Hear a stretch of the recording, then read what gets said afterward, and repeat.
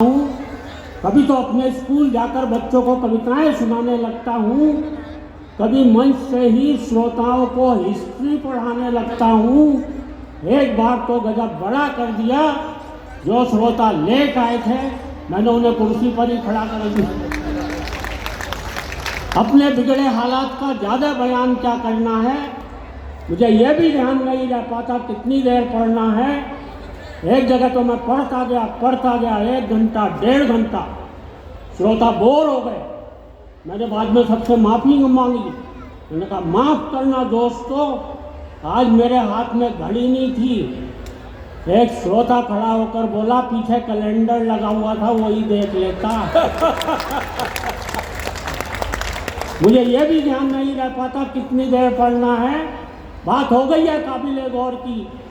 मुझे यह भी ध्यान नहीं रह पाता अपनी ही पढ़ रहा हूँ या किसी और की। पूरे दिमाग में हेरा फेरी है कि जब कोई और पढ़ता है और जमता है, तब लगता है यार ये कविता तो मेरी है। एक जगह मैंने जेब से कागज निकाल के पढ़ना शुरू कर दिया। 5 किलो आटा, आधा किलो नमक टाटा, 6 लाइफ बॉय, 250 ग्राम चाय। एक श्रोता खड़ा हो गया करके हाय बोले, हद हो गई है डिसिप्लिन के अनुशासन की, कविता सुना रहे या लिस्ट अपने घर के राशन की। और अगली पंक्ति पर आप सभी की तालियां चाहता हूँ। दूसरा श्रोता बोला इसे ही सुनाए जाओ, वाह वाह, इरशाद इरशाद, घर पर और क्या क्या ले जाना हम सब भी कर लेंगे यार। वैसे मियाँ आप किस फ्रेम में हैं, ऐसी एक कविता तो हम सबकी जेब में है। घर वाले भी मुझसे कुछ नहीं कहते, क्योंकि मैंने एक दिन अपनी पत्नी से पूछ लिया था ये घर में महेंद्र अजनबी कौन है, जिसके रोज रोज फोन आते रहते हैं।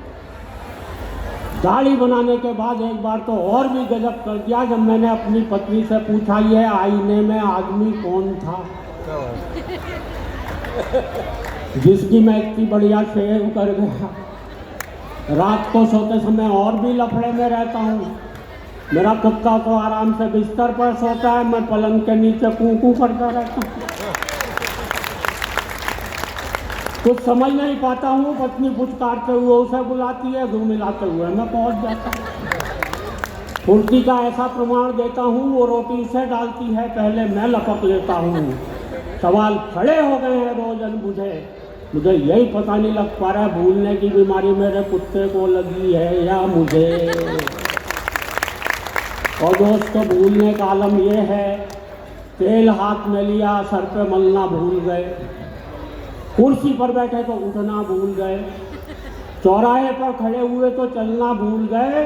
और बहुत नई बात कहने जा रहा हूँ, फिर आपकी तालियां चाहता हूँ। चौराहे पर खड़े हुए चलना भूल गए, और दोस्तों गंजे भी इसलिए हो गए क्योंकि मेरे सर के बाल उगना भूल गए।